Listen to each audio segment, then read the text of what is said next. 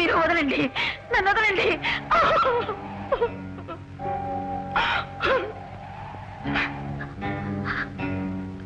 ఎవరమ్మా నువ్వు? 12 జీవితాన్ని బలి చేసుకోవాలనుకుంటున్నావా? అసలు ఏం జరిగింది? మనసిచ్చిన మనిషి తనకి ద్రోహం చేసి ఇంకొక పెళ్లి చేసుకుంటే ఆడదాని బ్రతుకు చావుతో సమానం. దయచేసి నన్ను వదలండి. మగవాణ్ణి నమ్మి మోసపోయావా?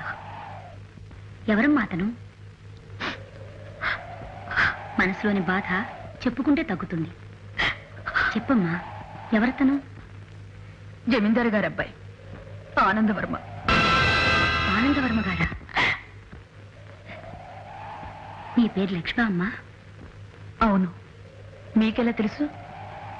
మహాలక్ష్మిలా ఉన్నావని అన్నాను. ఆనందవర్మ గారిని పెళ్లి చేసుకోవాలనుకున్నావా నువ్వు? అవును, ఆయన మా మేనత్త కొడుకే.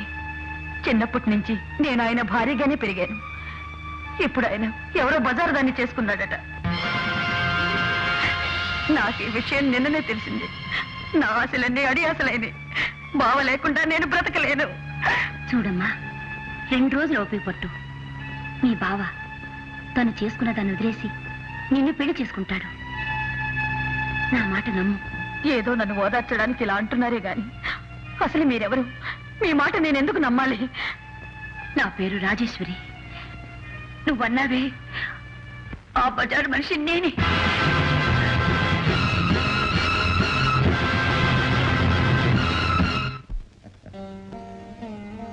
రాజ్యం, ఏమిటి అలా చూస్తున్నావు? ఓ బిడ్డకు తండ్రి కాబోతున్నా నీలో ఇంకా పెళ్లి కొడుకు కళ పోలేదండి. ఇవాళ విశేషమైన రోజండి. మర్చిపోయారా? ఏమిటది? మన పెళ్లి రోజు. ఓ,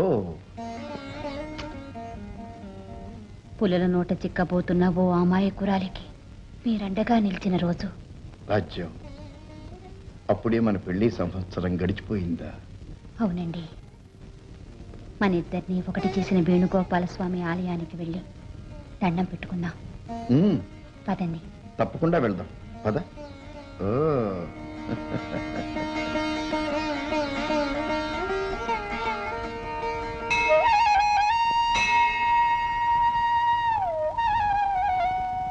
వస్తాను. రా రాజ్యం. ఒక్క క్షణం ఇలా కూర్చుందామండి. అలాగే.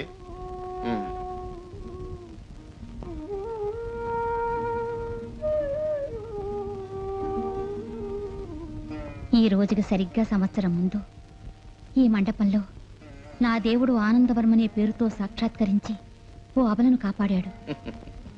ఏమండి, మన పెళ్లి రోజు సందర్భంగా నేను నా దేవుణ్ణి ఒక వరం అడగొచ్చా?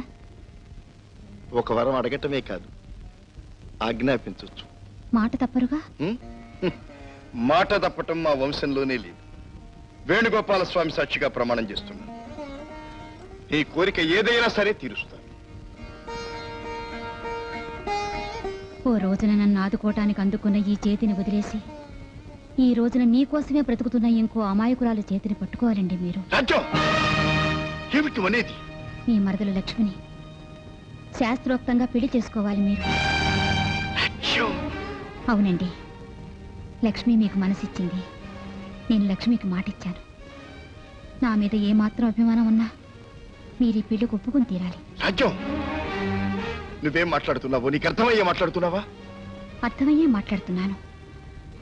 ఆ పరమాత్మని శాపానికి ఫలితంగా వెలయాలిగా కన్ను ముయ్యాల్సిన నేను ఇల్లాలినయ్యాను. నా కడుపు పండి ఒక రాజబిడ్డకు తల్లినయ్యే అదృష్టాన్ని మీరు కలిగించారు. నాకు ఈ ఆనందం చాలండి. కానీ ఒక అమాయకురాల అదృష్టాన్ని దోచుకున్నానన్న పేరు మాత్రం నాకు రానియకండి. ఇంకొక మనిషి ఆనందం కోసం నీ బ్రతుకు బలి చేసుకుంటావా? బలి కావడం కోసమే పుట్టిన వాళ్ళవండి మేము. ఏమండి, దయచేసి నన్ను మర్చిపోండి. ఓ చరిత్రహీనురాలను కట్టుకుని మీరు ఇలా అవస్థల పాలు కావటానికి వీల్లేదు. ఓ రాజవంశాన్ని నాశనం చేశానన్న అపఖ్యాతి నాకు మిగల్చకండి. మీకు దండం పెడతాను. దయచేసి ఈ పెళ్లి ఒప్పుకోండి.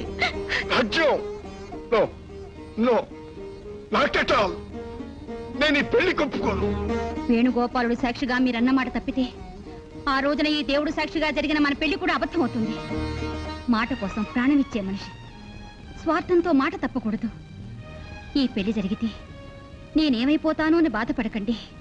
ఓ సాటి ఆడదాని కన్నీరు తుడిచానన్న తృప్తితో బ్రతుకుతాను. హాయిగా కాపురం చేస్తున్న నా భర్తను చూస్తూ ఆనందంగా బ్రతుకుతాను. దయచేసి నాకు ఈ వరం ఇవ్వండి.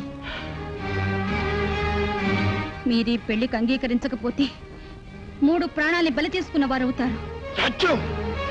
అవునండి, నేను నా కడుపున ప్రాణం పోసుకుంటున్న మీ బిడ్డ, మీకోసమే బ్రతుకుతున్న లక్ష్మి, మా ముగ్గురి శవాలు కళ్ళ చూస్తారు. మాంగళ్య దేవతాభ్యో నమః. నానావిధ పరిమళ పత్ర పుష్పాణి పూజాం సమర్పయామి. హలో, నేను 2-3 డేస్ నుంచి చూస్తున్నాను. నన్నెందుకు ఫాలో చేస్తున్నారు? ఎందుకు ఫాలో చేస్తున్నావు? తెలీదు. మీ ప్రాబ్లం ఏంటి? ప్రాబ్లం ఏంటి? ఏమి లేదు. ఎందుకు ఫాలో చేస్తున్నారు? అది ఇప్పుడు మేము వెన్నెల నడిచామనుకో, చందమామ మమ్మల్ని ఫాలో అవుతున్నట, మేము చందమామని ఫాలో అవుతున్నట. ఏం చెప్పగలం? ఏం చెప్పలేం. ఏం చెప్పలేం.